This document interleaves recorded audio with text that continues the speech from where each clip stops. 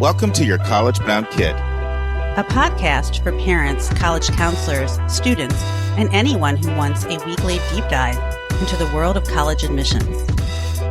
Hi, I'm Susan, and I'm a college counselor and have read applications for a small liberal arts college and 2 research universities. My twins are recent college graduates. I'm Lisa, and I'm a clinical psychologist and college counselor. I have a daughter in college, a daughter in high school, and a son in middle school. After 30 years in Chicago, we recently moved to North Carolina. My name is Mark. I'm a college coach in Atlanta and the parent of 2 daughters. Harris, graduate of Davidson College, and she is the founder of the Spanish tutoring company, SpanishHelpToday.com. And Joy is a graduate of the University of Georgia, and she is getting her master's degree at North Carolina State University. This week in the news, the future of fair admissions. It is an article by James Murphy, who's the Senior Policy Analyst for Education Reform Now. A question from a listener comes from Nina in Massachusetts, and she has a question about Reach for All schools. We'll continue with Milyon Truelove for our interview, but we'll be talking about why Reed College, understanding Reed, and we'll have a college spotlight on George Washington University. Susan, what's new? Hey, Mark. Lots is new. Always new when talking to you. We always find new things to talk about in this crazy world of college admissions.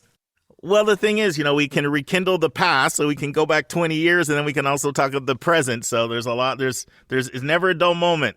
That's right. Well, you and I have kind of reinvented ourselves, but yet we've stayed within the same larger profession of college admissions. We love working with kids. Yeah.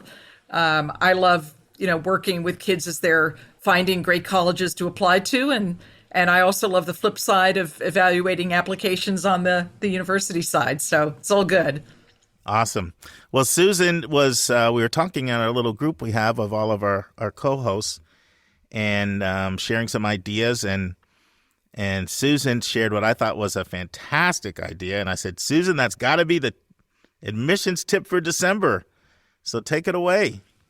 So I think we started on this conversation because we were, you knew I was in the midst of the reading season at a university, as well as kind of watching, kids get their applications together and move forward. And, families are always asking, they ask college counselors and they ask college admission counselors for tips on how to really get to know a college, the culture of a college, not just the facts and figures or what the kind of the commercial messages are that come from the colleges themselves, but how to get under the skin of student culture. And from my perspective, Mark, one of the best sources of insight are the student newspapers that are produced.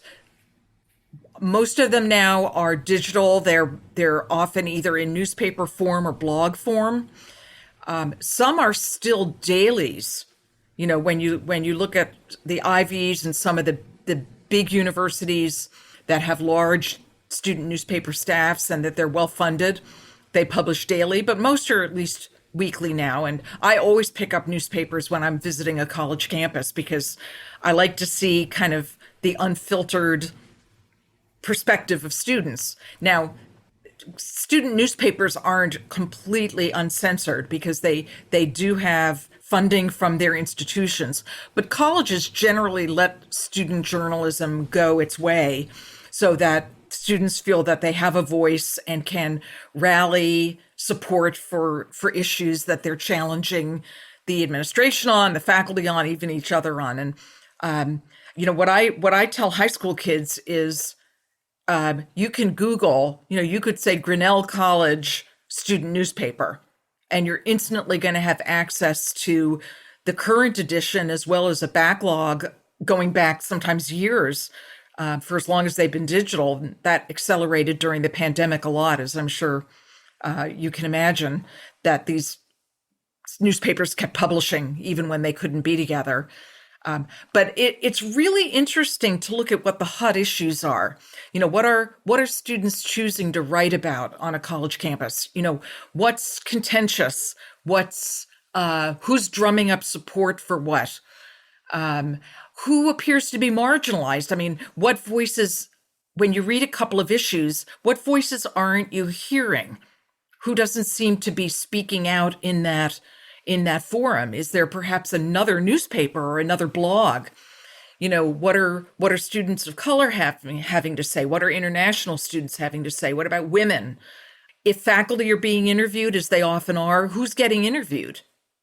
What's the leaning? Just as we look at the New York Times or the Washington Post or the New York Post or other rags, we look for bias. We look for selective reporting.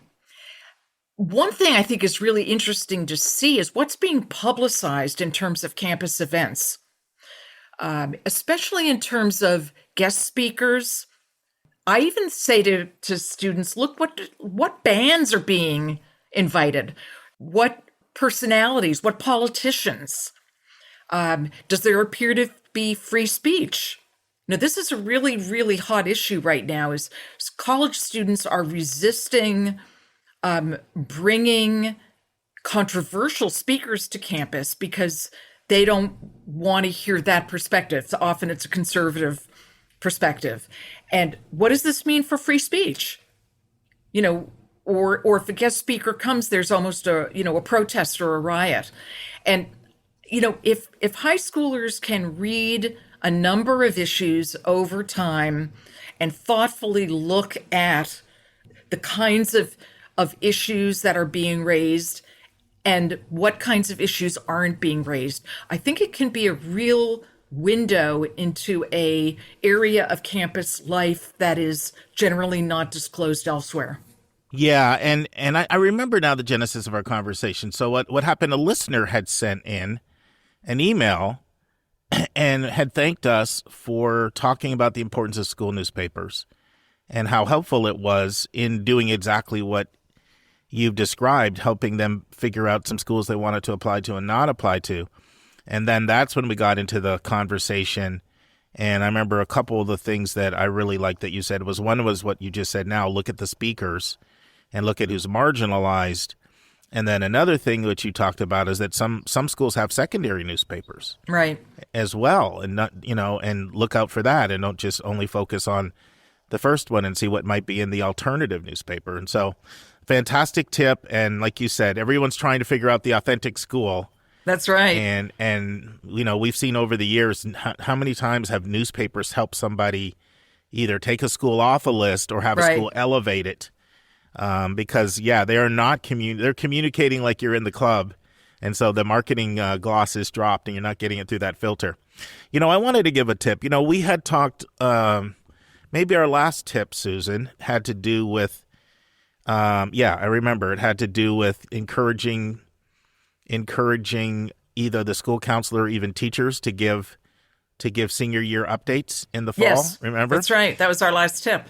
Yeah. And one thing that we never mentioned is that students can also go do updates in their portal themselves. Yes. We mentioned that. I think, didn't we mention that sometimes that's where you can include information after the application is out of your hands. You still have access to that.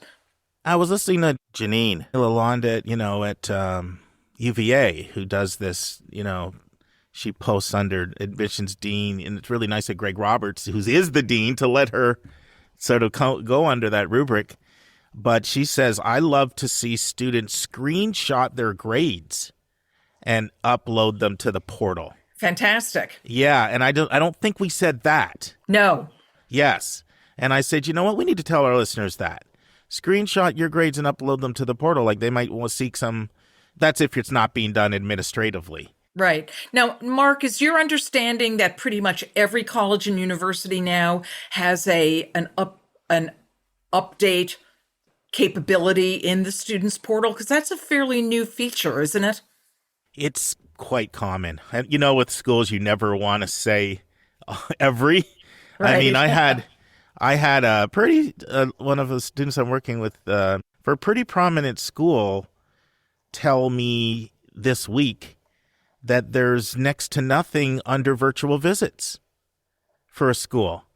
Like I thought everybody had virtual content up now by now. Yeah. So you know what I mean? So I've learned to always couch my always language on schools, but the majority of them have that update feature, and they rely, you know how it is. Once you've submitted, they like to move you to the portal for communication. It's a real efficiency issue for the colleges because, even just a few years ago, we were all telling our students to email content to their admissions counselors. Then the admissions counselors were responsible for getting that information into the application file. And I was always worried that it might not really happen. Yeah. That the person just wouldn't pay attention or it wouldn't get done. And so occasionally a college would have an email address on their website saying, send any updates to this email address. But I think now that's largely been replaced by the portal function. And I have to catch myself because sometimes I still catch myself saying email because I'm still a little old school on it. I'm trying to get new school. Hey, listen, I go back to when we just had bags of mail coming in and we would sit there. Our work study students would just sit there and open all the mail and put it in these giant sorters, and then it would go into the paper files, which were often already out in circulation being read by the evaluation team. So big improvement. Well, I mean, I still was in the reading in paper days. I mean, a lot of competitors had moved to going online for everything. I was kind of in the hybrid. Some stuff was online, but some of it was still that paper. And now everybody's got the slate system and got the whole thing integrated, and it's all virtual. It's been that way for 10, 15 years, it feels like. It's astonishing. Yeah. It really is. It's great. All right, so our admissions vernacular for the day is the word stacking, and you'll hear this word a lot when it comes to scholarships, and it has to do with if you get two different scholarships. So if you got a $10,000 scholarship and then you got a $5,000, do you get 15, or do they not combine them? Because some schools don't combine them and some schools do, and so you'll hear the term when it comes to scholarships, you'll hear the term stacking or stackable. Are they stackable, stacking? And that's one that we've never given today. And in the scholarship world, it's a pretty common word. So we probably should have thrown it out before, but better late than never.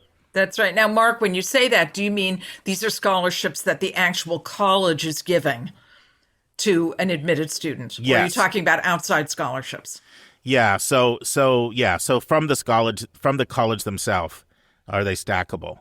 That's normally it. Because with outside scholarships, it's going to boil down to their outside scholarship policy. Right.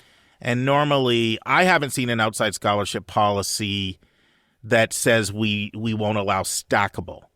Now I see other policies that say 50% of it, goes to you, and 50% of it, can lead to us decreasing your grant. But normally that doesn't happen. Normally you get into that after they exhaust the self-help. The most common thing is to address your gap. If there's a gap, you address the gap, or you address the $5,500 federal direct student loan or the work study. And then only after that, that's the most common thing. But every school's got their own outside scholarship. Hey, you're getting 3 tips for 1 here. That's you gotta right. You got to look up every school's outside scholarship policy.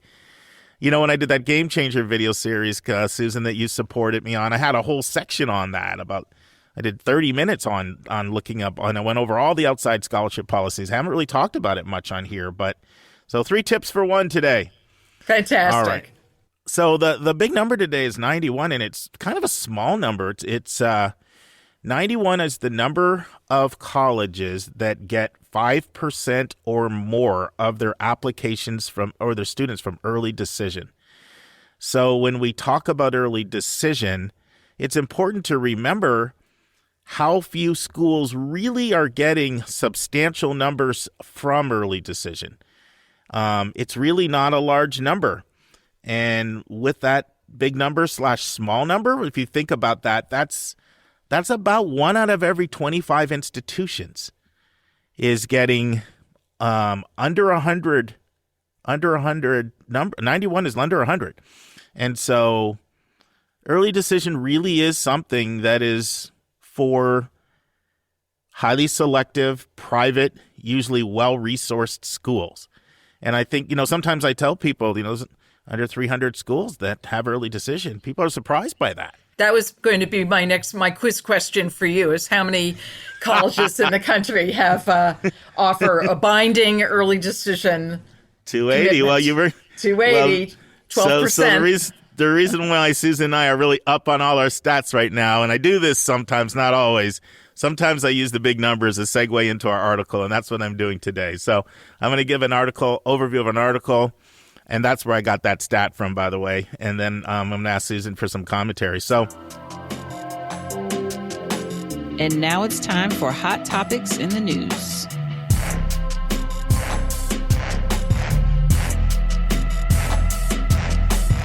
I really like this article. In fact, I encourage you to look up Education Reform Now. It's a great publication. This comes from their fall edition, and James Murphy is their Senior Policy Analyst. And so he's the one really behind it. And they're doing a 3-part series on the future of fair admissions. And so this is part 1 of the 3-part series. And this is in response to the Supreme Court looking at affirmative action. So they said, in light of the Supreme Court looking at affirmative action, we're going to do a 3-part series on the future of fair admissions. And so this is report number 1. And then their second report is going to look at legacy admissions, something we've talked about a lot on the podcast. And then the third is going to look at transparency. And so, it looks at the percentage of students who are enrolled through ED plans, how they've grown in recent years, and how institutions that have, the power to offer early decision love to do it for a few different reasons. One of them is they can secure tuition revenue early in the admission process. Second, they can lock in institutional priorities such as athletes and legacies. And third, they can lower their overall admit rate. And it goes over the history of ED, and it traces back to 1958. It began with the Seven Sisters. For those of you new to our podcast, the Ivies really just went co-ed between the 60s and the 80s. And before the Ivies were co-ed, some of the most talented women went to what were known as the Seven Sisters schools. And those are, Wellesley and Smith and Mount Holyoke in Massachusetts. And there used to be Radcliffe in Massachusetts, but that just got engulfed by Harvard. If you're on Harvard's campus, you'll see a lot of Radcliffe buildings. And then also Barnard, across the street from Columbia.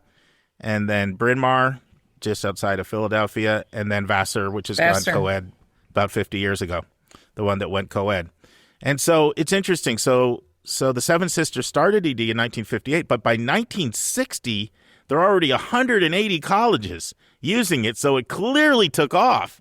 That was, to me, the most staggering stat in this whole article, Susan. It starts in 58, and by 1960, there's 180 colleges. Pretty That's fascinating. Crazy. Yeah. It talks about how Harvard, Yale, and Princeton began offering early action plans in 1976, and then it took a little time for institutions to become nervous about the potential negative effects of ED. So just 4 years after the program, Radcliffe, which, I've already explained is now part of Harvard, they suspended it. And the concern was that it was making it too difficult to get admission into regular. If you're taking all these people early, you're making it too difficult. But then a few years later, they went back to it again.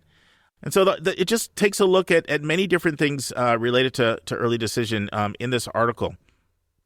Another thing it looks at as sort of a significant turning point in the history of ED was an Atlantic article by James Fallows called The Early Decision Racket. And this came out in 2001. And it really criticized ED for doing several things: for ratcheting up the intensity of college admissions for middle-class families, for rewarding the rich students from exclusive high schools, and penalizing everybody else because others needed to see the price before they committed. And then right after this article came out by Fallows in 2001, the University of North Carolina, Chapel Hill stopped offering it, and they've never gone back. In 2006, UVA announced it would stop offering ED as well. And it said to remove an identified barrier to qualified low-income students and their families who have long believed that top-tier universities were not within their reach. And then that same year, Harvard and Princeton announced that they would end and their early action programs under Derek Bach's presidency. And so, once again, it just looks at the 60-year history of it. It talks about there are very few public schools that provide it, except for in the state of Virginia, where you have 7 schools doing it, but not very many schools other than the Virginia schools, are offering ED. And then, there's a lot more in here. I'm going to make a couple more comments, Susan, and then I want to get some of your feedback. So, it looks at the schools that are heavy users of ED. For example, Bates College, always a heavy user, took things to a whole new level in 2020, getting 80% of their class, 4 and 5, coming in through early decision. And so it has a lot of stats and graphs and charts, if you look it up, to show who the heaviest users of ED, are. And then a couple stats. And they pulled a lot of the data from the common data set. 280 institutions using ED. Like I said, 91 get 5% or more, and only 192 really get anybody from ED. There's some schools out there that have it listed, but they're not getting anyone. So that's enough of an intro, Susan. I want to know what jumped off the page for you and what made this an interesting article that you want to discuss. And the timing of this is good because you have some people trying to decide now, do we ED2? Right. The ED2 round is coming out in January. And I've noticed the ED2 numbers have grown from about 75 schools to, I think the last I checked, 114. That wasn't in this article, but I read that in another article. So a lot of people are trying to decide to ED, to not ED. What do you want to say? Where do you want to go with it? Well, this article, and really for any of our listeners who want a really comprehensive understanding of early decision, as they consider it as potentially a good plan for their children, I think it's really worth getting their hands on this article because it's clearly written. Lots of you mentioned the historical perspective that kind of explains how colleges got to where they are today. But it's just really, really helpful. So I encourage families to go ahead and Google on this and the following articles that I think are going to come out from James Murphy as this series continues, because they are clear. They're not inflammatory. I think I can feel his particular perspective in the recommendations. And we'll talk about that, I'm sure. Yes.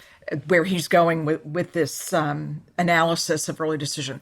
It's interesting because back in my initial admissions career in the 1980s, and I was at Bates College, as you know, which is kind of ironic now that and I don't know what's going on there. I have no inside track on any of that. It's different place. It was not a college that got the volume of early decision applicants that some of the bigger name schools did.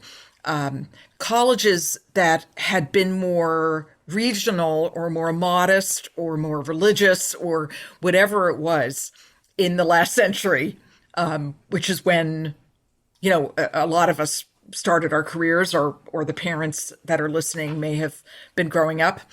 Their early decision was very associated with a very small number of elite schools or with athletes. And I can remember conversations back then about certain colleges higher in the pecking order than the one that I worked at would take kids' early decision so that no other colleges would find out that they had admitted them. And I remember thinking, like, anyone's really paying that close attention. But you know what? The perception was, especially with athletes and legacies, that, and maybe certain prep school kids too, I don't know, but I heard it in relation to athletes and legacies, where if the college was gonna have to take those kids anyway, they would rather take them early so that they were kind of locked in and that other colleges wouldn't know. And I can remember thinking, this is not a game. We're not playing a game with kids' lives like this. And we've evolved in that direction at warp speed. I can remember my dean, this was probably in the late 80s, early 90s, saying that the point of elevating our early decision numbers, which were modest, was that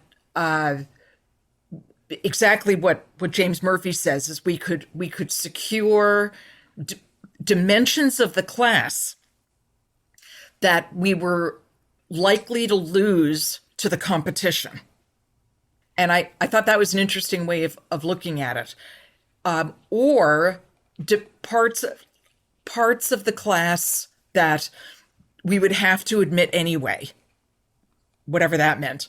So our way of handling this was we were asked to use a reference to early decision in every presentation that we made.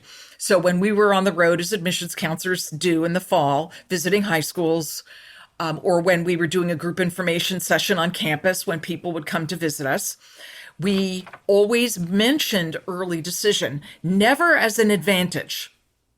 That's a more recent advertising phenomenon, the advantage of early decision. No, I agree with that, Susan. It wasn't long ago that it was very rare for admission officers to admit in presentations that you have a better odds of getting in. Right. And I remember I would be actually really surprised when I would hear them say that. Now I'm almost surprised when I don't hear them say that, Yeah. which in one sense I actually like because I feel like it is truth in advertising.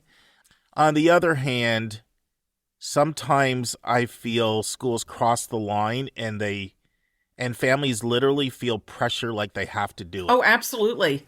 The likelihood of you getting in regular decision is so slim compared to early decision. And in some places it is tough. I'm not going to pretend it's not. When you look at the percentage they take ED and then athletes and all the especially if you're unhooked. But I think that it's tough, I think, in places like, well, the most selective schools and the conferences like the NESCAC. But on the other hand, I think it's really important to look at the overall stats, and let's take a step back. And this article has some good data. Here's another stat I never shared. 3.5% of all students enrolled in four-year colleges were admitted through ED. 3.5%. Tiny. Yeah, so it does say it's up from 2%, so it's almost double from 2012. But still, we're talking one out of every 30 kids is going ED in the big scheme. What that doesn't count, though, Mark, and I'd love to hear your thoughts on this, is so at all the Division I, not the Ivy League, but Sure. at all the other Division I schools in the country that are NCAA sports, they're their national letters of intent, Sure. which is not a college application, but it is a betrothal between the athlete and the university. The athlete is promising not to apply anywhere else. You're right. They really Right? should be in the data to do apples for Yeah. apples. I mean, look at the wide swath of public flagship schools that don't offer ED. I mean, the only flagships offering ED right now are UVA and UVM, and UVM just started doing it this year. That's right. So all of those big flagships, they don't even have an ED process. So there's no way for them to even, factor into these numbers. But you're right. The athletic commits are the same thing in terms of, they should be there's differences, but you're committing, you're entering into a, not illegally, but with athletes, it's a little trickier, but I see Right. the point. I think it's a very good point that you bring up. Now, when I look at admissions, Susan, unless there is legal, unless legally they are prohibited from doing it, and James Murphy gives some comments on that. Like he said, we'll get into his recommendations in a second. To me, it's inevitable that schools are going to rely on early decision more and more because, one point I always like to make, and this is where I think there's a misunderstanding between the public and admission officers. The public thinks if I met the admission standard, I deserve to know that I Right. met the admission standard. Like, give me the ribbon, give me the trophy. Like, if I met it, I met it. But from an admission perspective, your job is enrollment. Your job is not to give prizes out to people that met some mythical standard. That's You're right. trying to fill a class. So it's inevitable that as app numbers go up, and up, it becomes that much harder to fill your class or to know, is this person coming? And we've seen that, right? I mean, how much in your time have you seen people go from 6 schools to 16's not uncommon at all, and many more in many instances, right? No, that you're just absolutely right. That makes the admission job way, way harder than it used to be, which means they're going to, I mean, both from a standpoint of lots of things, like just even hitting your number, not under-enrolling and over-enrolling, but certainly pleasing all your stakeholders that are out there. And I think that's a lot of it. Absolutely. You got to have a balanced class or you're going to have a lot of people upset at you. And what some colleges are saying, either directly or indirectly, is that if you do not have a special talent, if you do not have a compelling, marketable feature that makes you a highly desirable applicant, then the odds of getting in regular decision are next to nothing. If you are underrepresented or you have a particular talent or relationship, those are the people who are going to get in regular. So the unwashed crowd better go early. And it's interesting because the public and James Murphy's article actually also says a little bit of that to the contrary, that the people with the hooks dominate the early pool. But I think it's going both ways. But if we were to unpack a highly selective colleges, like, not to pick on Bates, but if they're only admitting 10% of their regular pool because they admitted, they admitted 80% of the freshman class through early decision. Mm-hmm. I think their acceptance rate was like 60% or something like that. I don't quote me on that. But then if that lowers the acceptance rate to only 10% in the regular review, those, whatever that group is extraordinary. They're not ordinary applicants, just good, well-qualified kids. They're extremely appealing kids with particular features who just weren't in someone's early pool, or they were and they didn't get in. Hence, the reason why schools are going to 2 rounds of ED. Oh, yeah. And look at the increase in schools going to 2 rounds of ED. And do you remember when I used to complain when we worked together about ED3? Yes. That there were some talk to our listeners about ED3. Yeah, there were some colleges where students who had applied regular, they had already filed their January 1st regular decision application, would get a call from a coach where there was already a connection. And the coach would say, I can have influence on your application, but only if you're early decision. I'm out of, whatever their rationale was. And at this point, there was only ED1. But this could be as late as February or March. And the student would come in and say to me, I really would like to get into this college, but now here it is January, February, or March.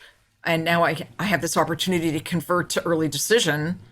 And the coach, who clearly had a spot to fill at that point, right, a spot on the roster, but the implication being is that if the student stayed in regular, there would not be coaches' support. Now, this was D3, obviously. That was accompanied at the same time by a movement of colleges who were incentivizing early decision. And the National Association for College Admissions Counseling had a total fit about that and actually wrote some very, very clear practices in what was then called the Statement of Principles and Good Practices, which was enforceable. Sure. That colleges could not provide an incentive to early decision candidates, such as, we will meet your financial need in early decision, but we can't guarantee that we will meet it in regular. You will have priority housing, priority course registration. I remember I was actually on a committee, a NACAC. Some were even saying they would lock your tuition in. Do you remember that? For 4 years, that's right. Yeah. Mm-hmm. And that became a big issue, and colleges were called on the carpet for it and had to look at their wording very carefully, their published wording, and change it. Now we're in kind of a open market, right?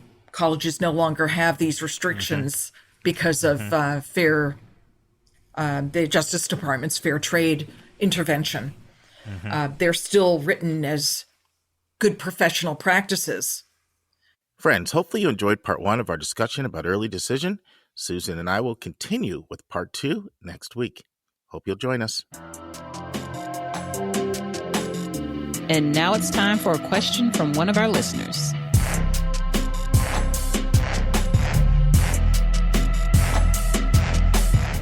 Lisa, Thanksgiving is around the corner. Any plans? Oh, yeah. Well, I'm going to go to St. Louis and see my mom. And usually my brother and sister-in-law host all the holiday things because they're the only ones who will cook in my family. So they slave over things and we go over and eat all the food and admire it. And, it works out pretty well for me. I don't know how it works out for them, but, they do a good job. You are like an A-plus daughter. Like, you go see your mom so much more than I go see my mom. Like, you make me, I'm so happy for you, but I feel like a heel plus my mom lost her husband. I need to go see her. You get that. It seems like you get back at least every 3 months.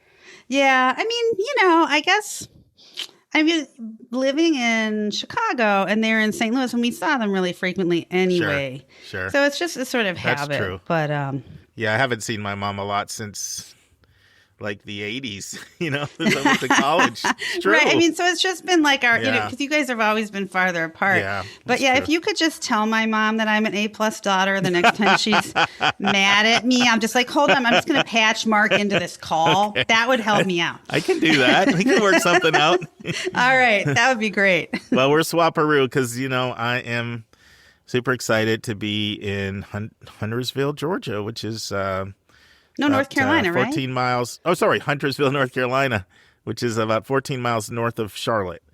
So, we've got a 3-bedroom house there. And I have a feeling I'm going to be going there a lot because it's an Airbnb and I've struck up a really good relationship with the person. And so she's that's nice. Well, she's like, Mark, I can give you some really good deals if you want to come and I know if Karis, now hopefully this is way in the future, but if she ever has a kid, it's going to be over because, Anitra's the biggest baby lover. I'm just going to have to be like, go. You're just going to buy that Airbnb and live in it, right? Probably quick cheaper than renting it. So, yeah. So I'm coming to your state and you're going there. So we'll see how things go. But listen, we've got some great questions. Why don't you lead us off today?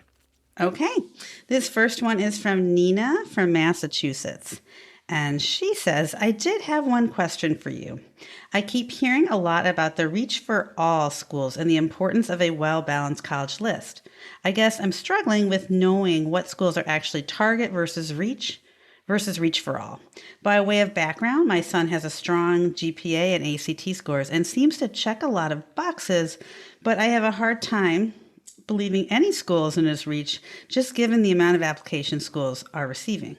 Are Reach for All schools just the ivies, or is it schools usually in the top 20 on those awful rankings?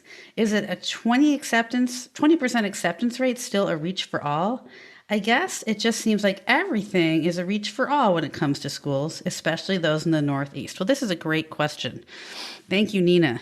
Yeah, and I'm feeling sorry for parents because there's so many terms, the terms alone. I mean, my goodness. So, Reach for All, you can read that, you can go figure that out. It's a school that would be classified as a Reach for any applicant, no matter who they are, but other people use other terms for that. Like we internally within our company, we call them launch shocks and unlikelies. At KIPP, they call them far reaches, it's like sometimes if it's really, really a Reach for All, I call it a lottery school if it's way up there. So it's like I'm feeling sorry for just the alphabet soup nature of all of these terms. The first thing is they're not only ivies. It's a myth that the Ivy League is the hardest group of schools to get into. Well, as a group, it may be as a conference, but it's an athletic conference. And there's a range of selectivities within the Ivy League.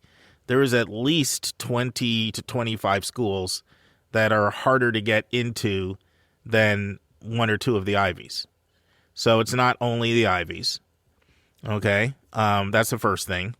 Maybe not 25, but I'd say at least 15 to 20 schools in the country that are harder to get into than the easier ivies, which no ivy's easy because they're all hard. But Mm-hmm. So it's not only ivies. So here's the thing about the most selective schools that makes them so challenging is that not very many kids get in that are not institutional priorities. Institutional priorities gobble up the majority of the slots. And so then it literally just becomes a numbers game. And that's what makes them so difficult. I mean, let's just look at the NESCAC conference, okay? That's that competitive Division III conference in the Northeast. We're talking about schools like Williams and Amherst and Middlebury and Bowdoin and Bates and Colby and, Hamilton and Tufts and, that whole group, So these schools have a lot of athletic teams. They're going to field their athletic teams. That happens to be a very competitive athletic conference. They take their sports very seriously. I mean, Bates has come forward and said 40% of their students are athletes, varsity athletes, 40%. Now, those of you who heard the interview with Trinity Episcopal, that doesn't necessarily mean everybody got an extra thumb on the scale. Some of those 40% would have gotten in whether they were athletes or not, but probably 15 to 20% got in because they're athletes. Even though they may have gotten in without an extra thumb on the scale, if you are not a volleyball player and they're bringing in 5 volleyball players, that's a spot that you're not going to get. So there's bang, a fifth of people are gone. I don't know the number, but a chunk are going to get in because they're faculty kids. They just are. Like, not every faculty kid is automatic at a highly competitive school. I've certainly seen that, but I've also seen lots of faculty kids that would not have got in if they were not faculty kids, right? And so that's not an eligible spot. International, they're going to be a certain percentage of international, anywhere from 10 to 20%, depending on the school. If you're not international, you can't compete for that. They're going to want kids from as close to 50 states. And if and if you're coming from a more competitive state, then it's going to be that much more difficult. And so they're going to want geographical diversity. They're going to want racial diversity. They might have special programs that they know are maybe in danger of closing, or some schools admit by major. And so they want to make sure that there's enough people there to keep the professors happy and to have balance, even if they don't admit by major. Internally schools can know, we're really not getting a lot of people interested in, you name it, linguistics, or, you name the program, art history. There's a lot of programs out there that are really suffering for applicants, and when schools see interest there. So when you start taking all of the, we call them hooked or tagged or institutional priorities, you start taking all of those things away, not to mention, 2 other cases that aren't big percentage-wise. According to one researcher, they're both between 2 to 4%, but it still gobbles up spots: development cases and celebrities. High profile people give a school a lot of publicity. You can say, oh, this news anchor's kid is at her, that gives you publicity, and publicity helps you yield other kids and attract other kids. So the problem with the most selective schools is that so many of those spots go to hooked applicants, leaving not that many, and then it becomes, another term is wild card, right? That's another term out here. Antonoff coined the term wild card, another term for reach for all. That's why I feel sorry for people. So that's why it's difficult, is in reality, I didn't even mention gender. They want to have some semblance of gender balance. So if you're not that one gender, all those spots are gone. So that's what just makes them really tough, is that reason. So 1, they're not ivies. 2, they are difficult. Now, the question is, how can you identify them? Well, you want to look at admit rates. That's one factor, but you also want to look at the academic profile of who they admit. Look at the detailed academic profile. And here's the thing: when you realize all of the hooked applicants that are there, if your academic profile is not significantly above their medians, then you have to call it a reach for all. If you're new to our podcast, you may not have heard me referring to the former admission officer at both Brown and Columbia, the author of the excellent book on writing the college application essay. I'm referring to Henry Bald, who said in the first couple chapters of his excellent book that applicants fall into 2 groups: those who have a built-in lobby and just folks. If you are a recruited athlete, if you meet a unique need in the orchestra or theater arts, If you're a development prospect, you have people in the admission office lobbying for you. If you're an alumni, if you're a faculty kid, if you're an underrepresented student of color or coming from a unique geographic area or celebrity kid, you have people in the admission office lobbying for you.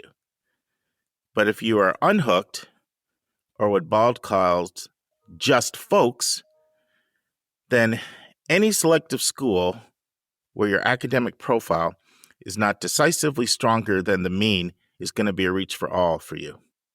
Then you just fall into that general group of all of the students, and somebody could have extraordinary extracurricular accomplishments where they're doing things like finishing way up in science competitions and national debate competitions and all of those kinds of things. So I feel like I'm not doing anything to reduce stress over here, Lisa. Well, I guess the thing that does reduce stress is just knowledge, right? There's this, if you're beating your head against a wall all the time, you don't know the wall's there, life gets really confusing. But if you kind of have a realistic picture of what you're up against, then you adjust your expectations. You might allocate your effort differently. So it could reduce stress in the long run. No, you're right. Because when I think of people that take a shot at these schools, and I think of two groups. One, both groups don't get in. Of course, we could talk about all the people that do get in. That happens too. But I must look at the two different groups of people that don't get in. There's a very big difference between the people that don't get in, but they were kind of expecting not to get in because they knew how competitive it was, versus the ones that are stunned. Look, not getting in always stings. It stings. It bruises the ego. It hurts. Dave just brushed off not getting into Johns Hopkins, but my ego is still bruised that I never got into the University of Michigan. That was almost 40 years ago. But that's mostly because I was blindsided. I don't think it ever crossed my mind when I applied I wouldn't get in. Which probably says more about my ego, but you get the point. The ones that are a little bit just flabbergasted or even just surprised, versus the ones that kind of were I knew I was a long shot. I took a chance, but I fully understood the odds were against me. They have very, very different reactions. So that's why this hopefully is not discouraging. Yeah. Yeah. Any follow-up questions? And then there's one part of the question I haven't answered yet, but any follow-up? You have some thoughts, and then I want to dive into a part of the question Nina asked that I haven't answered. Well, I guess I just was wondering what your thoughts are about the schools in the Northeast, and I think you're referring to that conference of small liberal arts Division III schools. But, do you feel like it's mostly in the Northeast that these schools are concentrated, or? Mm-hmm. It's a good question. It's not only in the Northeast, but there's a lot of them in the Northeast. And it's not just that athletic conference. That's just one conference of small schools. I was telling somebody I was talking to earlier today, a family from Miami, and students, pretty slightly above average, but not really outstanding academically. And the mom was talking about how much the daughter really likes Boston. And I said, well, here's the challenge with Boston.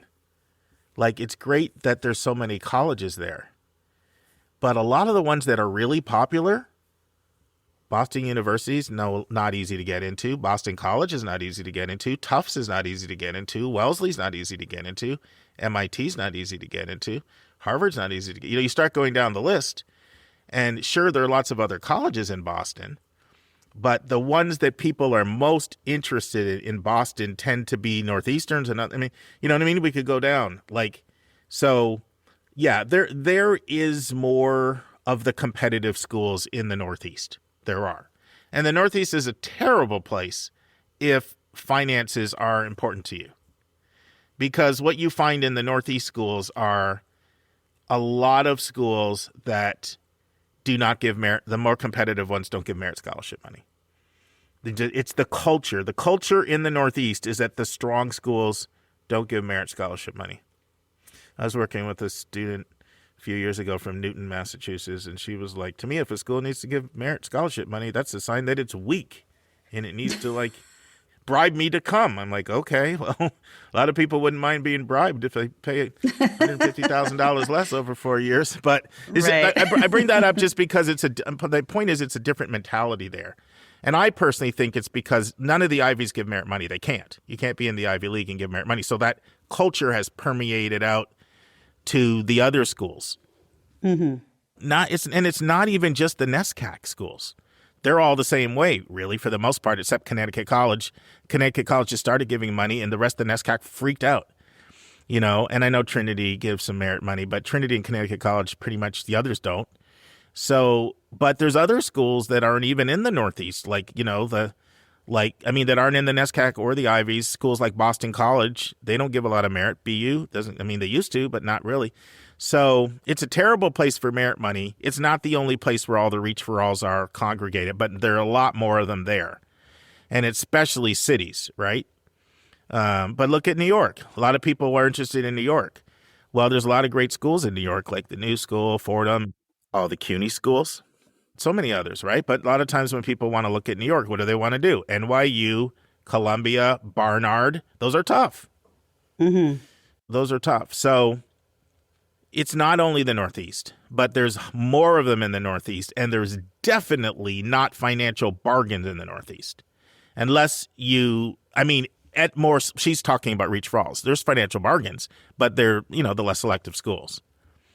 It's just very expensive place to live, and it's an expensive place to go to college for the more selectives, on the financial side.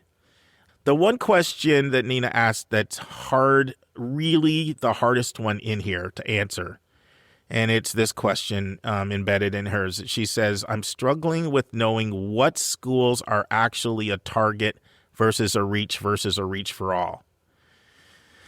That's not an easy thing to do on your own, to be really honest with you. There are tools and resources out there to help you. Obviously people look at things like scattergrams. I think there's, some websites that have a lot of data that have projections. CapEx used to have a really, really, really good one, and I cannot believe they got rid of it. I used to think it was so good. I could put data in there, and because it was what it was, Lisa, it was so many self-reported decisions. So it took hooks into consideration. The problem with scattergrams is they don't take hooks into consideration. So you don't know when you see somebody there, but they're still worth doing. Scattergrams, if you have good data, are worth consulting. Naviance is worth consulting. Things like that are worth consulting if you have access to that. And there's some others, projections out there as well. You'll find some, at places like College Data and others. But it's very difficult because there are so many times when schools make exceptions that it makes it hard to do. The best that I could say on your own is to really study some scattergrams and take advantage of some of the tools that you see in places like Big Future and College Data and some of the other sources, and take a look at it, but just understand that when you see exceptions and when you see outliers, then understand when you see an outlier, it's probably somebody that had an institutional priority or a hook, and you should discount it, as opposed to say, oh, wow, I see this kid got in this school, like the average SAT at this school is like a 1,500, and this kid got in with a 1,350, and they got in with the 3.7, and their average GPA is a 3.95. So that gives me hope. No, you should realize that if you look at a really good scattergram and you discount the exceptions, that's probably the best way to do it, to be honest. Because, sometimes I'll talk to some people from some schools that have really, really good scattergrams. And, overall, you can get a sense of at least the more selective schools. That's why you may remember a while ago I shared as a recommended resource the Bethesda schools when they list all 6 schools in the area. And I wanted to do that because when you looked at it, you really could tell, like the most selective schools, like the Dukes, there might have been 280 applications for Duke and 8 got in or something, Don't quote me on that. But, and one of the most frequent mistakes I see students make is when they get a 34, 35, or 36 on the ACT or they get into the 1500s on the SAT, they overestimate how competitive they are as an applicant, especially at selective schools. Any other follow-up thoughts on this one? No, I mean, it's tricky and it changes from year to year, right? So what might not have been a reach for all school can turn into one, without warning. So, you just have to that's why you really want to have some schools that you're pretty sure are not reaches on your list, just to have a lot of options still. Yeah, I would say that the last thing you said doesn't happen that often. Where in 1 year, a year before it wasn't a reach for all, and then the next year it is. Like normally, this is something where you see the progression over time. It's not that often that all of a sudden in 1 year, a school drastically changes. But normally what you see is like, a good example is Northeastern because it's up there. Mm-hmm. Like it started getting more competitive, really from really was not competitive at all in 96, 97. I mean, they were laying off thousands of people. But you started to see it around 2007, then 2009. It's more like the trend line. And then it just picked up a little bit. Vanderbilt is another example. It's a completely different school than it was in 2007. But it's not like in 1 year it went to a reach for all. Right. You just start to see that progression when you track it. Here's one thing that I will say. Don't just look at acceptance rates. Look at acceptance rates and then look at the test score breakdown. Look at the number of kids that are getting over 700 on an SAT or or 30s on an ACT. All that is published in Common Data Set, and most schools do participate. And look at the intersection between that and ask yourself, if you're unhooked, your test scores, and your profile should be stronger than most kids, or it's definitely going to be a reach for all. That's the best guidance I could give. Yeah, well, that's great advice. Well, Nina, hopefully that was helpful. If not, send us a follow-up. All right, best of luck to your son, Nina. Yeah, but Nina, this is one thing I want to say. Don't buy into the hype that just because a school is more harder to get into, that makes it better. Like, I'm somebody who believes selectivity matters. I'm not going to be one of these people that say selectivity doesn't matter. But what doesn't matter is because a school has a 33% admit rate and another school has a 23, it doesn't mean the 23 is better than the 33, especially when you realize how much schools can manipulate those numbers. So, yeah, fall in love with some good schools and just don't buy into the hype that the harder it is, the better it is. All right. Thanks, Nina. And now this week's interview with a special guest.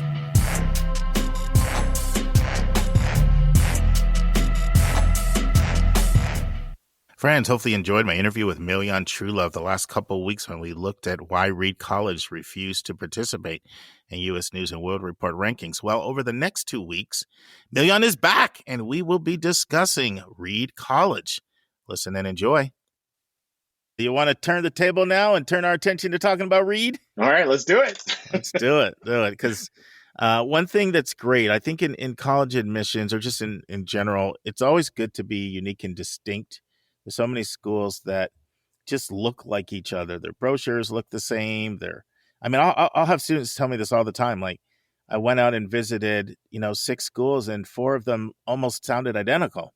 And I think that's one thing that's really great about Reed is you have a unique niche in the marketplace and a unique appeal. So why don't we just start out? Who is Reed? Let's just jump right in. Oh, gosh. Well, the one thing that I usually say that describes Reed is, because I'm usually saying this to high school counselors if they don't know about us, I tell them that if you ever meet a student and they're in your office and they're so engaged in that discussion that you end up having to write a pass for them to get to their next class, that's probably a student we want to talk to. It's like the conversation has been so freewheeling and enjoyable that you're like, oh no, I need to get you to math. I tell teachers whenever I talk to them, if you have a student and they stay after class and come up to you and they say, hey, you mentioned this a few days ago, and I've been thinking about it. And how does this connect to my other class when they mentioned this? Or I did a little bit of research. And is this the same thing? Or do I understand this right?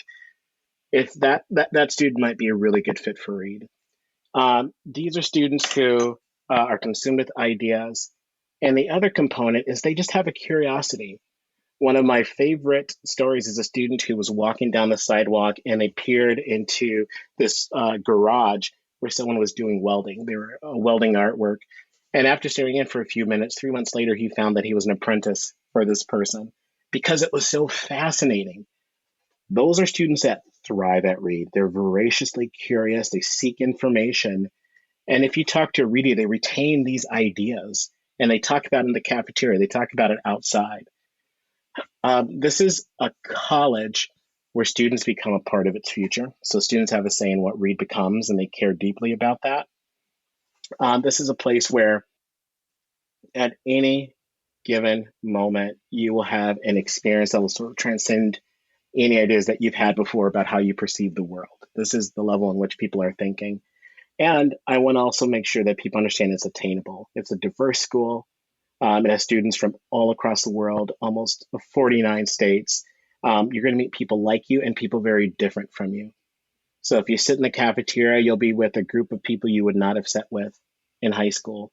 But this love of ideas will be the commonality that you have between them all. Great. So I heard intellectual curiosity, love of learning, enjoying intellectual discussions, enjoying conversations with adults and peers. All this stuff was awesome. Let's just go back to the pure nuts and bolts. I'm sure there's a person listening that doesn't know what state reads in or how big read is. Give us just some of those basics so people get a sense of like location, size, undergrad, grad, composition of student body. You touched on that a little bit with the 49 states, but let's just start with some of the pure ABCs. Absolutely. Look at me starting with the qualitative. You're a reedy. That's like, not that right now. Yeah, that's a really good point. So we're in Portland, Oregon, and we're in Portland proper. So actually in the city, about 15 minutes from downtown. It's a really green neighborhood. And our campus is a beautiful green campus with a canyon that runs right through the middle of campus. And so it's a hiking trail, it's a walking trail place for environmental studies. It's a beautiful place, and it has wonderful architecture. We're also in a vibrant city, so there's it's a place with many young people. So people who come here are going to find folks that are their age to hang out with, not only on campus but off of campus. Home to Lewis and Clark, University of Portland, and other colleges. Reed has about 1,500 students on campus right now. So we're a decent size. We're big enough where you're going to meet a new person every year. And of those students, the incoming first year class is typically around 420 students, about 25 transfer students that find their way here. We're primarily undergrad. We have a really small master's program, a master's in liberal arts, that has about 30 students in any given year. Other than that, the focus is on undergraduate. In fact, Reed is the only school I know of, and maybe you can correct me, Stuck, the only school I know of where every professor is a full-time professor. We don't have adjunct faculty. And people ask what the secret sauce is. I'm like, that is the secret sauce, that everyone here is 100% committed to your learning. And it puts us in this kind of fortunate position where we rank fourth in terms of per capita production of PhDs. And you don't have to get your doctorate if you come here, but this is what I tell folks is if you do well at Reed, you will do well anywhere. If you do well here, you'll do well anywhere. It gives you that capacity. That's awesome. Talk about the mission of the school and how does the mission impact the student experience? Mm-hmm. It's one of the things that I try not to say, but I'm going to say it because it's a good layman expression, is learning for learning's sake. But what that really means is that most of our energy and focus is on the academic program. So we don't have Division III NCAA sports. We have club sports, and you can play soccer and be competitive, play basketball, be competitive. But the focus is really on the academic program.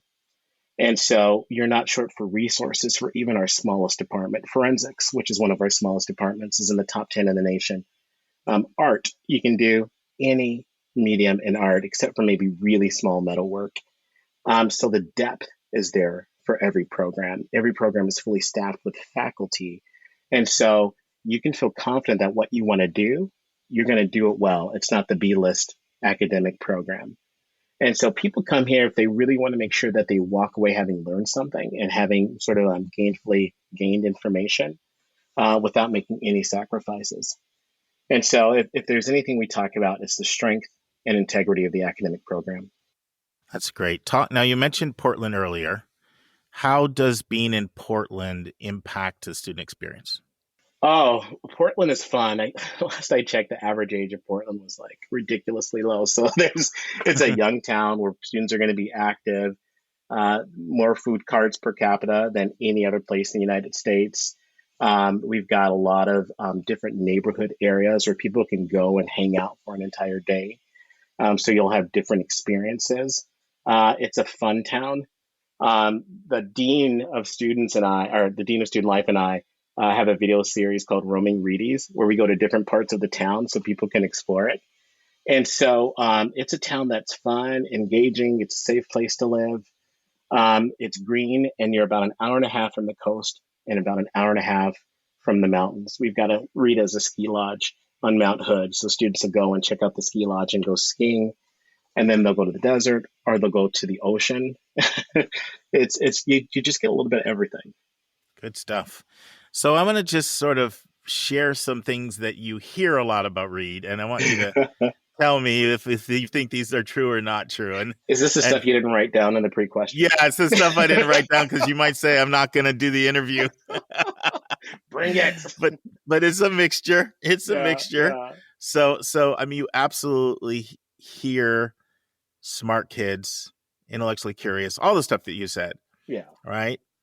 Good writers, into research, progressive politically on the liberal side, politically, maybe far liberal, not necessarily into sports that much compared to maybe some other places.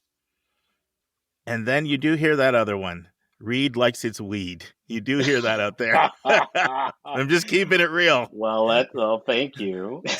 So why don't we just stop there so far and see if there's anything I said you want to comment on? I love it. That's the full stop.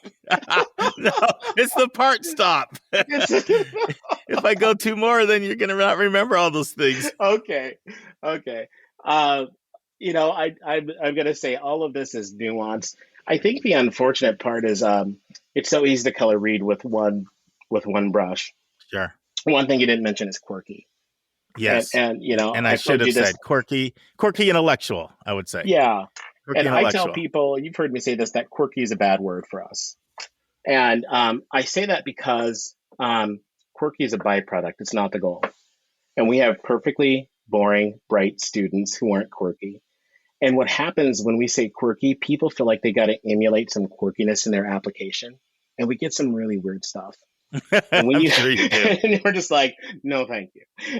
But half of our students are varsity athletes. Not to say varsity athletes aren't quirky, right. But quirky is not often the first word you use for varsity athletes and for a school that doesn't have NCAA Division III sports. Right. And so I say that to break this sort of frame of what makes this reedy. You're going to meet people that are really interesting, that you didn't imagine that you would have this intellectual thing in common with. So people say liberal, I say libertarian. I think it's a little bit more, I think there's a lot of libertarian mixed in with the liberal. I think straight up liberal looks one way. I think that's an important distinction, and I think that's good that I'm sure you have both, but your point is it's not just one. Exactly. And I think, again, that speaks to a certain type of diversity. We're not, I won't mention other schools, but yeah. The weed thing, I got to say the weed thing is something that has sort of haunted us for longer than I'd like it to. So, Portland, weed is legalized. Sure. It's not legal on campus. It's not permissive on campus. We adjudicate people who break rules. And so it gives you this misnomer that this is greater than at other schools. Now, if you take a look at like serious substance abuses and all this other stuff, our statistics look like other private selective schools. I couldn't say that 15 years ago, 10 years ago. Today, sure. I can say that with confidence. And so I think it's partly associated with states where this is legal. I think that shows up a little bit more in the numbers. Let's take a break to learn about Mark's recommended resource for the week.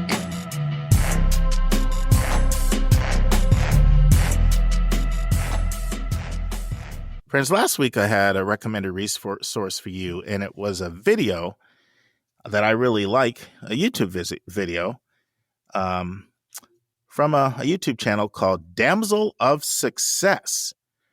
And we talked about the PAYE, which is pay as you earn, which is one of the income driven repayment plans. So this is for someone that has a significant amount of college debt. It's going to be difficult to pay that debt back by breaking it down over 10 years, which is what the standard repayment plan does. And so you can adjust your pay to your income. Well, there's a program that's even more popular than PAYE, and it's called REPAY, REPAYE, and it's used by more than 3.4 million people. It's the most popular, 3.2 million people. It's the most popular of all of, there's actually 4 IDRs, income-driven repayments. My favorite 2 are REPAY and PAYE. I like PAYE a lot of times more, but it depends on the circumstances. And so the recommended resource today is a really good article that Forbes did comparing PAYE to REPAY. It's got a fantastic chart. Any college counselor, you need to look this up because you need to be familiar with this stuff. And if you're a parent and you want to just help a friend that might be have a lot of college debt, you should be familiar with this as well. It compares the 2 plans, and you can see the differences.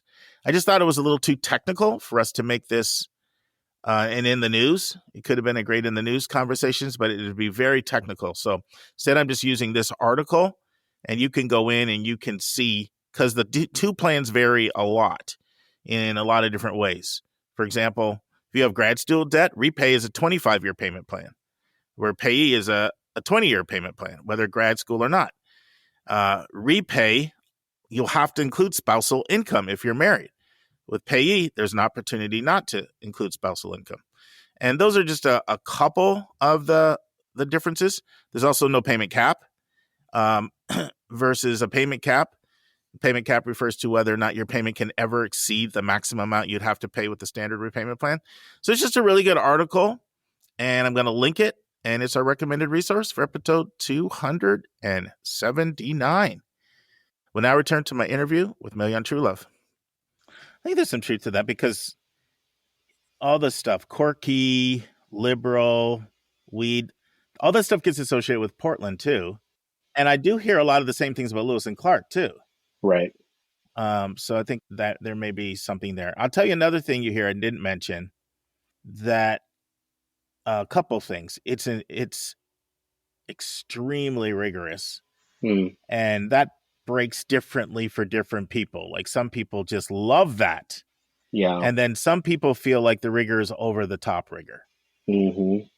And so sometimes I'll hear that, like it's too rigorous. It's unduly stressful. Yeah. And then other people feel like, no, like you're going to be so well, like maybe it is intense at times, but when you get in law school, med school, PhD program, you'll look back and be grateful it like toughened you up like a Marine or something. So what are your thoughts on that? Exactly. Well, that's a good analogy. Well, I'm going to, one note on the last thing, 8% of our students are from Oregon. Mm-hmm. And so with such a diverse geographic place, I think it helps people understand this. Reed is not Portland. These are students that come to Portland. Sure. And, they're represented all over the country, Texas, New York, California, Minnesota, Massachusetts make up some of our top 10 states.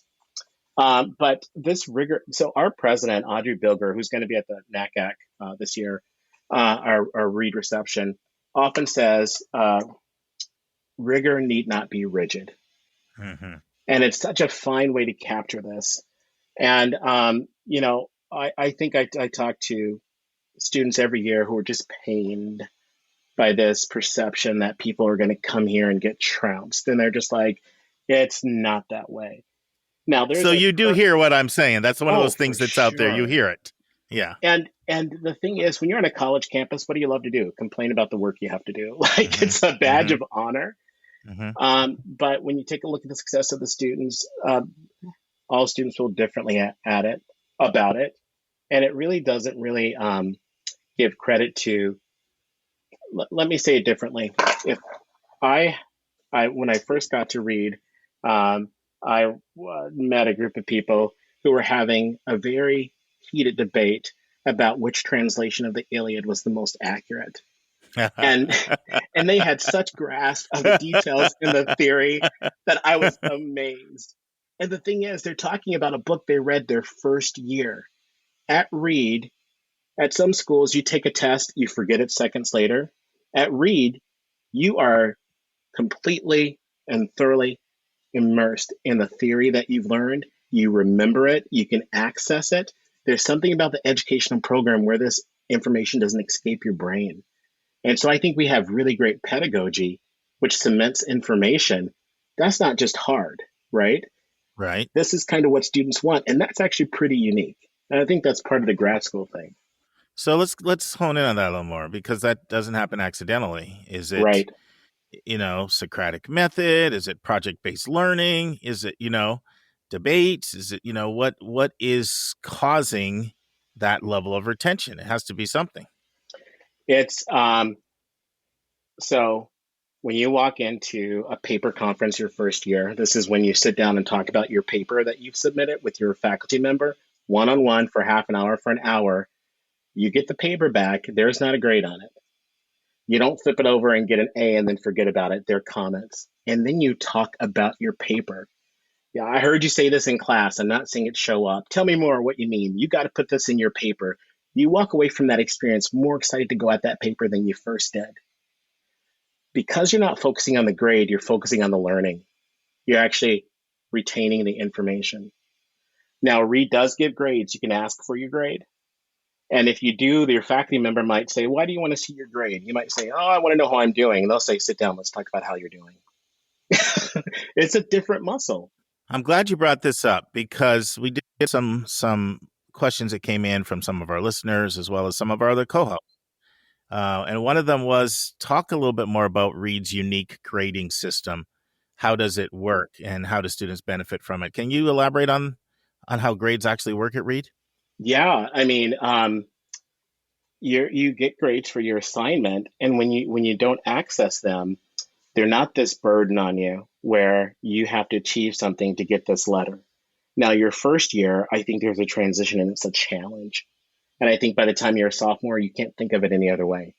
It changes your relationship with learning. I'll say that again. It changes your relationship with learning. The way that you're listening in class, that you have to remember things. It's a casual educational relationship. And it's not just so you memorize it to repeat it. And so students become partners and experts because it's part of the fluidity of that exchange of information that happens in that class. Do you find you get an inordinate number of applicants from, places like St. Anne's that don't have, grading and do narrative grading for the experience in high school? Because those schools are out there. Yeah, I actually think it's the opposite. I think it's students who've had to chase down grades all their lives. I think it's students that have straight A's in the most competitive classes, and that it's taken away the fun for them. And I think those are also the students who are asking for their grades right away and then realize that that's not the important part. And then they start focusing on the relationship with the faculty, what they want to do with the information. The conversations become so much more interesting where you're not just focusing on your performance. It seems like Reed has this really special relationship with the University of Chicago. A lot of people end up there. Is that just because you feel there's a lot of similarities in culture? Do you have, I've seen some pretty impressive stats about your placement at U Chicago for, after they leave there. Do you have any theories on that? Yeah, I mean, I think they've got a good philosophy program and other really good programs that are attractive. But I think people could say the same of Yale and a dozen other schools. If you look at our statistics, almost every field is in the top 10 for sending students on to graduate school, from humanities to English to forensics, you name it. So there's just a lot to go around. But here's the interesting piece that folks don't realize. We get about twice the number of students whose parents are faculty members. And so I think these educators who are seeing these readies are sending their students here. So this educational value, I think, is actually somewhat cyclical. I want to talk to you about a couple of your programs that I've heard just great things about, and then I'd like to talk a little bit about the admission process. So I've heard great things about a Humanities 101 class you have, and then I've heard great things. I'm going to throw 3 out there, but you're not supposed to do that. Physics. I've heard physics. Your physics program's exceptional. And then some kind of ethnic program studies ethnic cultural studies major, something like that. Any cultural comments race and on studies? Yeah, or critical race and on either ethnic studies. Yeah, Humanities 101, physics, and then the ethnic studies. Yeah, absolutely. So Hum 110, Humanities 110, introduces students to, humanistic inquiry. And they are looking at it from the lens of art, information, politics, religion. And it's the one class that every single first-year student takes. And so they'll go to Volume Hall and they'll listen to a lecture, and then they'll break into what we call conferences, which are about 10 to 15 people, maybe 10 to 12. And they'll meet with a faculty member and they'll debrief what they've learned. And, at the very beginning of this, they focus on ancient Mediterranean and Athens. And then they move to Mexico City and Harlem during the Harlem Renaissance. And so over the course of the year, they're moving across the world and taking a look at life through the lens of all these different disciplines. It's truly liberal arts. It is unapologetic when you talk to a readie that they're going to have a conversation about their Hum 110 class because they're all taking it. The physics, like many of our programs, is just a phenomenal experience. But physics, and I think it actually has to do more with the physics student. They kind of have to know that their first year. Physics is one of the few programs where it starts your first year and it sends you through. So they're committed. By the time you're thinking that you're a physics major, you have a sort of mastery of some skills that is probably fairly unique if you know that's what you want to do. But our program is wise, it's considered, it's thoughtful, and it's something that creates a real tight community. And so in that way, it's one of many programs that's been very successful for putting people out into the world. Critical race and ethnic studies is an interdisciplinary program that students can use, use to supplement their learning also in other areas. This has been something that was really important for Reed to incorporate. This idea that within all of our disciplines, the study of peoples and their backgrounds is of primary importance, and has been a program that's just increased in terms of participation year after year. That's good stuff. That's really good stuff. Friends, this concludes the first part of my interview with Milyon Truelove. Next week, we'll return for the final part of Understanding Reed College. And now it's time for our College Spotlight of the Week.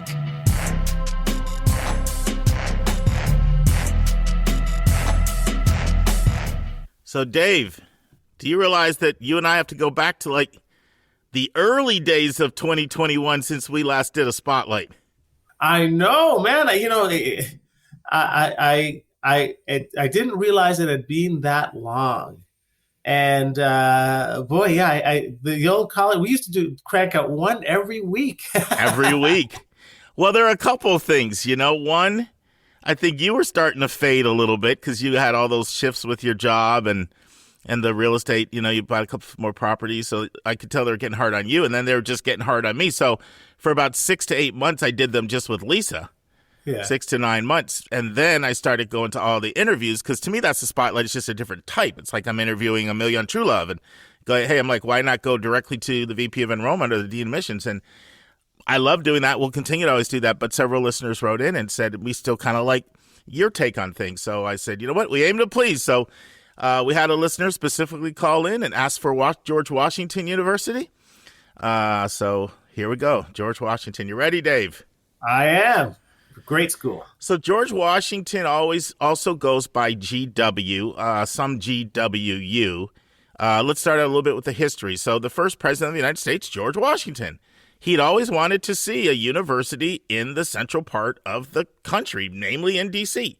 And so he actually wrote to U.S. Congress and others that his vision was that there'd be a major university right in D.C. And the new university would educate the most promising students across the country and taking advantage of all the benefits of being in the nation's capital. And so what happened was he included this bequest in shares in the Potomac Company in his will and testimony.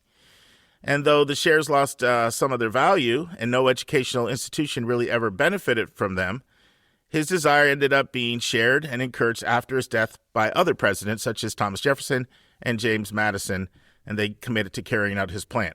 So in 1821, there was a group of Baptist missionaries, the lead person being Luther Rice, secured funds from James Monroe, John Quincy Adams, John C. Calhoun, and others to educate citizens from the nation's youth right in D.C.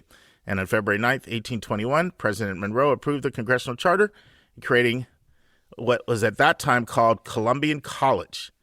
And like a lot of Washington, D.C., George Washington traces many of its origins back to the Freemasons.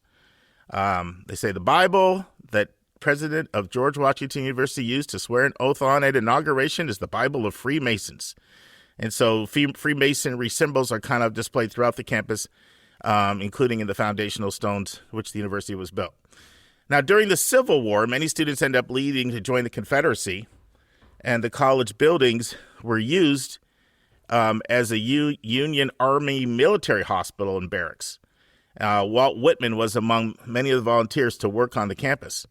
Fast forward to 1873, and Columbia College became Columbian University, and then they moved to the urban downtown location center on 15th and 8th Street. Now, we move a little farther ahead into 1904, Columbian University was renamed George Washington University, and they moved their operations to the D.C. neighborhood where they are now, Foggy Bottom, in 1912. In the 1930s, the university was actually a major center for theoretical physics. So the cosmologist George Gamow, he produced some of the critical work on the Big Bang Theory. All that was done in the 30s and the 40s right at GW. And another important moment occurred when Niels Bohr announced that Otto Hahn had successfully split the atom. All occurred on the campus of GW. Now, during the Vietnam War, an undergraduate dormitory that housed over 1,000 students was a staging ground for anti-war demonstrations. And then another major landmark in the history occurred in 1996 when George Washington purchased Mount Vernon College, which was a women's college in Palisades neighborhood. And that eventually became co-ed and became the co-ed campus. And so they started using it right away for women only in 1997, and then it became co-educational just in a couple of years. And to this day, the Mount Vernon campus is now totally integrated into the GW community, and it serves as the second campus to the Foggy Bottom campus. So that's a little bit about the background. Now, one of the things that I have said over and over to our listeners is, if you want to understand a school, look at the history, yes. Look at the location, yes. Look at the application. So if you look at the application, you'll notice that students have 2 optional essays to pick from. And I'll read the prompts, and you can see what they're emphasizing, and it tells you a lot about GW. So first one. At George Washington University, our students frequently interact with policymakers and world leaders. So you see that emphasis on policy, global there. And it says, these experiences and those of our alumni shape the future of global affairs. If you had the power to change the course of history in your community or world, what would you do and why? So you'll see this big emphasis on being a change agent, and not a change agent like you're trying to get your basketball coach to go from man-to-man defense to like 2-3 defense or something, like big stuff, like changing the course of world history. And so you see that in question 1, and now look at question 2. George Washington University encourages students to think critically, to challenge the status quo. So there's a lot of social justice and protests at GW. You can see it right there in that question. It says, thus, civil discourse is a key characteristic of our community. Describe a time when you engaged in others in meaningful dialogue around an issue that was important to you. Did this exchange create change, new perspectives, or deeper relationships? So, that's a huge part. Public policy is a big part of the school. It's a very politically active school. It's a school that's got a tremendous commitment to experiential learning, and I'll talk more about that in a second. And then the last thing I'll read is just a few direct quotes from the website, and you can see here the emphasis on learning by doing, learning by being engaged, getting out of the theoretical abstractions of the classroom and getting into the real world. So here's what it says on the website. They don't just want to view slides of art. They want to debate masterpieces in the galleries of world-class museums or dance on the stages of the Kennedy Center. They don't just want to take an engineering course. They want to conduct research in a stunning new core lab facility with faculty who are quite literally shaping the world of tomorrow. Housed in a city unlike any other, our students gain an education unlike any other. The whole city is our classroom, and our students emerge not just with a diploma, but with experiences that could only happen at GW. So one of the reasons why I feel like it's a first choice school is because it's just got such an incredible, unique location.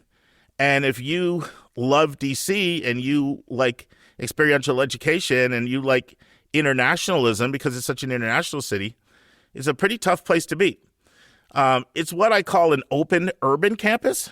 You know, it's an open urban campus, and there's some that also shapes the culture of the school being an open urban campus. So much like Georgia State is right here in Atlanta, or Drexel is in Philly, or BU, Boston University in Boston, or NYU in New York, DePaul in Chicago, San Francisco, in San Fran, Cincinnati, Ohio, or Howard. These are all very open urban campuses, and that partly shapes the culture. So just going to take a breath for a sec, Dave, see what you're thinking over there. I love George Washington University. And now we've talked many times that the universities that truly have an advantage right now with a lot of kids is the ones that are in great cities. And I can think of no greater city to be a student right now than a place like Washington, D.C. I mean, for obvious reasons, it's a capital city. It's a beautiful city. It's surrounded by a lot of other great schools, such as Howard and Georgetown, and Gallaudet, and don't forget American, yes. And George Mason is just right there on the cusp, even though it's on the Virginia side. I mean, it's got a lot of great schools, Catholic. Absolutely. And, it's one of those great cities where the weather is actually just right. If you come in on the fall, it's absolutely gorgeous. The winters are not that harsh. You have about 3 weeks of Chicago winter, and then it goes into spring. You got the cherry blossoms, and we still got the sleet and the snow. But I'm very familiar with George Washington. I worked in D.C. for quite a couple of years, and George Washington was one of those schools that used to slide under the radar. But I now put it in the category of schools like Northeastern and USC, that it's sort of like the cat is out of the bag. And when people realize all it has to offer, I think it's really gone up a tier. It's just underneath the top tier in my book. And then, of course, being in Washington, D.C., if you're interested in politics or law or international relations, you are in the epicenter of academia for that. So very exciting school, great school. Yeah, you hit on a lot of points I want to talk about. It has become a lot more selective. It wasn't that long ago it was taking 8 out of 10. Then it got down to actually 3 out of 10. It's more in the 4 out of 10 range now. And they've had some challenges as of the last 5 years, which I'll talk about later. But you're right. Cities got hot. They got hot. And there's just a lot of things to like about it. So located literally steps from the State Department and 4 blocks from the White House. Pretty tough to beat that. The Foggy Bottom campus is at its core. Now, the second campus, the Mount Vernon campus, is 3 miles away. Very different vibe there. Foggy Bottom, right on Pennsylvania Avenue, fits right in the neighborhood. The row houses, the modern buildings. Feels just like D.C. when you're there. The Mount Vernon campus, which is closer to Georgetown, much more green spaces there, much more traditional red brick. A lot of athletic facilities there. I'm like you, though, Dave. You worked there for a couple years. I had D.C. as my territory from 2002 to 2009, and I loved it. I took 4 trips there a year, recruitment trips, and I also had Northern Virginia, all the Northern Virginia suburbs as well. And it was just one of my favorite territories of all the places that I had to do recruiting from. I loved it. A few more things. There's a Vern Express, and that runs literally 24/7, taking you back and forth between the two campuses. And, the campuses are very different. Like Foggy Bottom, that's your city campus, right? No walls, 5 to 6 blocks of D.C., prime real estate. You're talking about the National Mall and Memorial Park are right there. In fact, some GW students refer to it as their backyard. Yes. And they're the only school that's permitted by ordinance to have their graduation there. A lot of protests happen there. Students do their homework up there as well. You've got the Kennedy Center for Performing Arts right there. Free shows at 6 p.m. every day for students. The roof of Kennedy Center is a big hangout social space. For business students, you've got both the World Bank and the International Monetary Fund are literally a block from campus. Now, GW is a big research school, so they've got a very active undergraduate center for undergraduate research and fellowships, very active. And I'm going to read the mission statement. You'll see the emphasis on research. The mission of George Washington is to educate individuals in liberal arts, languages, sciences, learned professions, and other courses and subjects of study, and to conduct scholarly research and publish the findings of such research. So you see a real emphasis on research right in the mission statement, and they really back it up with a very active Center for Undergraduate Research and Fellowships. There's a very strong commitment to service at GW. It's actually the #1 producer of Peace Corps volunteers for any mid-sized school. And it has one of the most students that end up going on to work for Teach for America as well. Now, they do have a core curriculum. It's not as rigid a core as a place like a Columbia or St. John's College or UChicago. But you do have to take a number of courses in a wide range of disciplines. And one of the biggest focuses is on writing. There's a really big focus on writing. A lot of majors are very strong at GW. Some of those majors would be international affairs, international business, poli-sci, history, finance. One of their most renowned programs is this political communication degree they have, and it's a combination of poli-sci, journalism, and communications. Some other very strong programs are biomedical engineering, art history, public health, public policy, archaeology, and interior decorating. Because our really long-time listeners will remember that Carol Concord came on talking about GW back in year 1, and she's a regional, lives in Atlanta, has worked for GW for 24 years. And she talked a lot about how they purchased the Kokorin School, which is an art school. So now they have this whole other art school, and so there's a lot of arts majors that are actually quite strong at GW. When you engulf the whole art school and take it over, you're going to have strong programs there. Now, one of the things they're most known for are internships. Internships. They had 12,000 internships last year. There are a lot of internships on Capitol Hill. In fact, it's so common that they have a name for it. They call it hill terming. I'm doing a hill on, it's called hill terming, doing a term at the hill. There are actually over 70 courses that combine academics with some type of service responsibility as well. 68% of their students do internships. It's a really high number, almost 77 out of 10. And 54% of those are paid internships. So some of the most common places for these internships, the Smithsonian's right there, the U.S. Capitol, the Library of Congress, NASA, and the Kennedy Center. It's an affluent student body. This is an expensive school, no doubt about it. And I'll say a few things about that later on. Now, students are required to live on campus for a few years, and they mostly stay in what are like renovated apartments. 75% of students are on the Foggy Bottom campus, 25% on the Mount Vernon campus. Normally, you'll find your first years on the Mount Vernon campus. Once again, that's going to be your more traditional green spaces, red brick, smaller vibe campus. They also have a number of living learning communities. A couple would be sustainability, women's leadership. All of those LLCs are on the Mount Vernon campus. For those of you who are new to our podcast, a lot of colleges provide something called living learning communities, and you can pick a topic of your interest, and you can actually live on the dorm with people that have mutual interests. And I'm a huge believer of that, because one of the biggest challenges coming into college is finding your own tribe. And if you can come in and all of a sudden be surrounded by some people that have like-minded interests, it can give you kind of a course friend group. Now, one of the things that's controversial at the school is that there's really only one dining hall, a small dining hall in West Hall. So students have like 90 restaurants that they can eat at on their card. You can get groceries on your card. Some of them are, it's not just places, Dave, like Panera Bread and Starbucks and Chick-fil-A. It's like fine dining options are on there. So that's the kind of thing, like one person will look at that and say, icky, I don't like that. I want more of a communal vibe.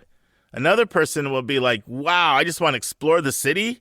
I can eat at like 90 restaurants in DC anytime I want as part of my meal plan. It's really one of those things that people tend to love or hate. Awesome. Now, it's a very politically active campus, no question about it. A tremendous amount of protests are always going on at the National Monument in front of the White House. It's a left-leaning campus. They recently celebrated the 200th year anniversary. Elizabeth Warren was the keynote. People were really jazzed about that. It's just got a lot of strong support for LGBTQ, a lot of support for Jewish students. Overall, the type of student that's there is more of a driven, independent student that's very passionate, involved, and mature. Not a big athletic school. I mean, they're in the Atlantic 10. Their nickname's the Colonials. Remember, I used to get you on the mascots, man? We used to do all that mascot stuff. That's right, the Colonials. Yeah, they just brought me back, man. A hokey bird. You bring back some good memories here. I remember the hokey bird. That was Virginia Tech. Yeah. So they don't have football. And, last year I was working with a student, and when the student came to me, the student was pretty sure they wanted to early decision into George Washington. And they ended up not EDing. They ended up just doing regular decision. They got in George Washington, got in Syracuse, and ended up going to Syracuse just because they just felt so much more school spirit. Like if you like to go to the games and the face paint and the cheering and the sororities and fraternities and all of that, tailgating, like GW is just not your place. That's just not their jam. And so that was really something that was part of that particular student's social. That was like his idea of like a great way to spend his weekend, and ended up picking Syracuse. There have been some concerns about crime, but they've addressed them in a few ways. One is they've started GW Safe Ride. It's a free cab shuttle service. It will literally take you to different academic buildings. And one thing they do is they hire a lot of professors with real life experience. So a lot of renowned professors, they can easily get them in that area. International studies, for example, they'll really tap into the State Department right there. They tap into the Congress and use those for professors. Smithsonian, they really tap into people with real life world experience. Not a big fraternity school at all, less than 10% in both frats and in sororities. And I'm going to say some stuff about their admissions process, and I'm going to do stats, Dave. But any other comments off anything I've said? No, I think you hit the highlights. You're going to talk about the expense, which is one of the issues that it has. But it truly is one of those schools where the city is the campus. It's got a very European vibe in that sense. I think about University of Toronto as a comparison, where, especially in the Foggy Bottom campus, the National Mall is your hangout spot. If you're living in Foggy Bottom, you're going for a run along the Potomac River. Beats the drives you do with your bike along the Lake Michigan, where you're freezing. Oh, Lake Michigan in January, man. Dave will have the mask on. He's all clothed up, and he's out there with his bike, being a trooper. I essentially have a ski suit on. Exactly. But George Washington, DC truly is your campus. And, it is a very politically oriented, urban-oriented school. And so, if you want contact sports, it's in the Congress and the Senate, baby. It ain't in Division I football. And American is a lot the same way. I was at American 2019 in the fall, and they were telling me that, Elizabeth Warren was coming to speak, and literally the lines to get tickets went 3 blocks around the corner. But like getting a sports event ticket, just walk right in, That's right. That's like right. politics is the sport there in both schools. And for you, I ain't into the wokeism type. let's just say I don't think there's a whole lot of crossover with Texas Christian. Friends, this concludes the end of part 1. Dave and I will return next week with our final part, where we will discuss the admission process, stats, and some controversy GW has experienced in the last 5 years. Friends, on Monday's episode, we have a whole new interview, and it's with one of the giants in the profession, Vern Granger. Vern is the Director of Undergraduate Admissions at University of Connecticut in Storrs, but he's also the president of NACAC, the National Association of College Admission Counseling. Of course, I'll have my announcements. I'll have feedback from the conferences I've attended, and we'll have a good time. And friends, just remember, college is not a prize to be won, but it is a match to be made. For you seniors, over the next 6 months, 3 to 6 months, that's your job to figure out what's your best match. Because when you get your best match, that's when you'll thrive and reach your full potential. See you on Monday, everybody. And that's our show. A big thank you to you, our listeners, for tuning in this week. If you find this podcast helpful, please follow us, and you'll get every single episode as soon as it is released. If you're interested, there are a few ways you can really support our podcast. You can click the share button and send it to your friends and acquaintances. You can help us pay our staff and our expenses by donating on our website. You can write a review for us on Apple or Spotify. I'm the producer of the podcast, but we have a fantastic team of 14. Shout out to our co-host, Dr. Lisa Ruff, Dr. David Williams, Susan Tree, Vince Garcia, and Julia Esquivel, and to our substitute co-host, Sylvia Borgo. Our sensational sound engineer is Nemanja Motvich. Our amazing music is from Victor Allen Weeks. Marketing designs are from Kimberly Blass. Lily Parikh manages our Instagram. Our image editor is Talha Khan. Joy Stucker does our website episode updates. And our webmaster is Stalianos Dimitru. If you want to have a coaching session with Lisa or me, just text me at 404-664-4340. If you have a question you want us to answer, or if you have a recommended resource or article you think we should discuss, just send it to questions@yourcollegeboundkid.com. By the way, check out our website, where you'll find lots of content that is not on any podcast app. Our website is yourcollegeboundkid.com. If you want to learn about other hot admissions topics, follow us on Twitter at YCBK Podcast. We think of you as our listening family, and we look forward to meeting again with you every single Thursday.